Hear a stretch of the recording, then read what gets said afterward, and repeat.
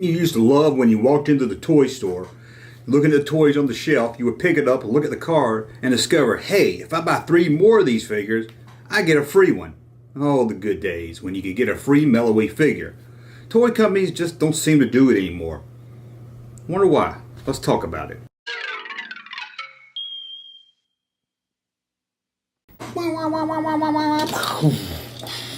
Oh, sorry, caught me playing with my new Terminator 2 cars. Gonna look great with my car movie collection. Look at that, a station wagon and a police vehicle.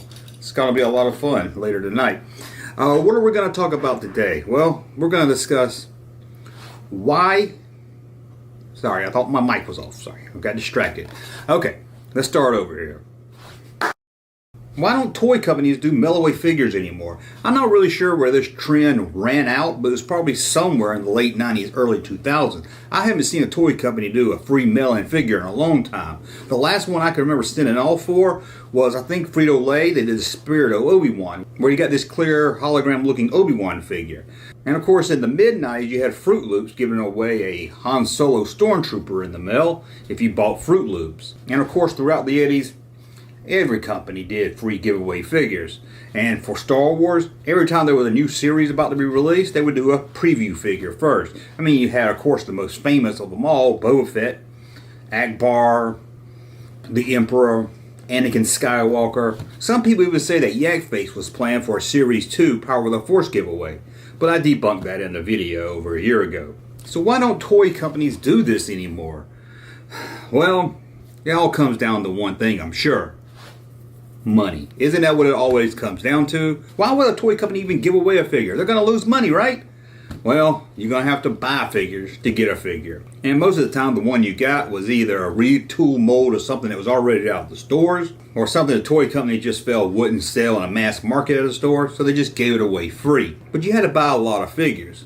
Most of the time, around 6 or 8 figures to get a free one. So the toy companies, of course, will make money running these promotions. People like me, people like you, and little kids would see that, hey, I got to buy 8 figures to get a free one. Gammy just bought me one, and then they start saying, hey, you got to get me another one. Because where you're buying figures you normally wouldn't buy just so you can get that 8th figure or 6th figure or whatever to get the free one.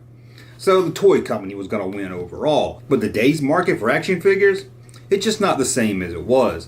You don't really see many kids. I know you're going to tell me, hey, my son and his friend. But overall, kids today, and remember this, toy companies need kids buying action figures. Us collectors are a small minority, although we sometimes forget that and think we drive the sales of toys. But they need kids, and they'll pick up collectors along the way to support a toy line. But kids just don't care anymore. And don't get me wrong, some kids still buy action figures. The most popular action figures right now are Fork and Knife and Roblox video game related action figures. But as we all know, the action figure market geared toward kids just isn't what it used to be. You don't have most kids out buying a whole collection of stuff. So there's really no drive to do these free figures. They put an offer out, if you buy 8 figures, you get one free. Most of these kids, and again, got to go for the kids. That's where your money's at with these toy companies. Us collectors, it is a second thought. So it's not really in the company's interest to release these figures that you can't hardly even find in stores anyway, and ask kids to track down all 8 of them for a free one. Now for me personally, it was probably the early 90s when I started not liking Melloway figures, and that was thanks to Kenner's Alien line. It wasn't their fault, but I would walk into a store, and maybe you were the same too, and you would find Alien figures on the shelf, and people's ripped off the UPC on the back to Melloway for a free figure.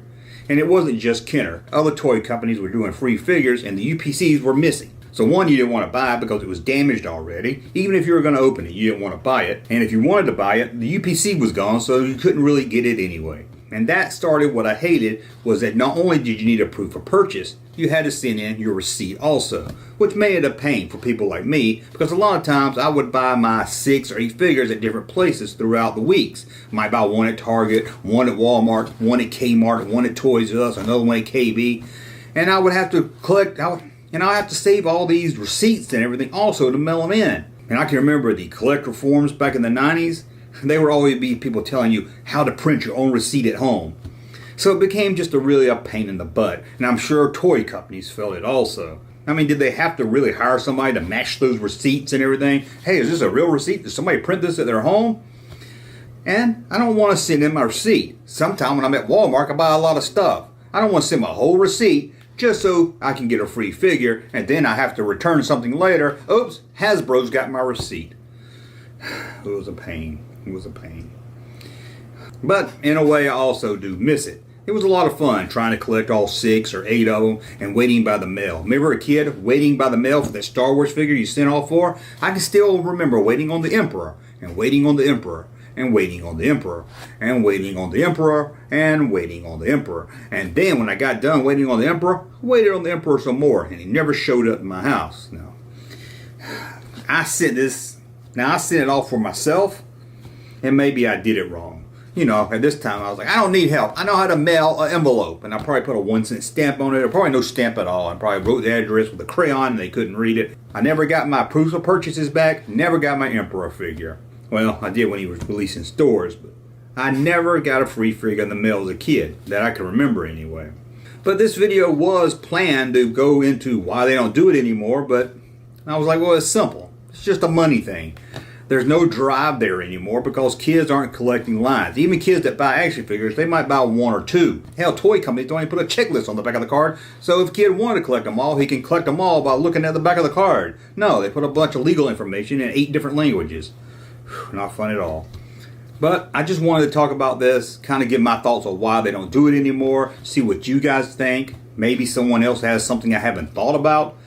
And just kind of talk about Melloways, so I can hear your thoughts on Melloway figures. What was the last figure you sent off for in the mail? Anyway, let me know in the comments below. Maybe you have some theories on this also. And I'm going to go play with my Terminator 2 cars. They look pretty awesome. And the tailgate opens. Don't you love that? Anyway, thank you for watching. Thumb up so you like my content. Subscribe to the channel. And we'll talk again soon. Hey, Junkman channel popping though. Thank you, sir, for that unsolicited testimony.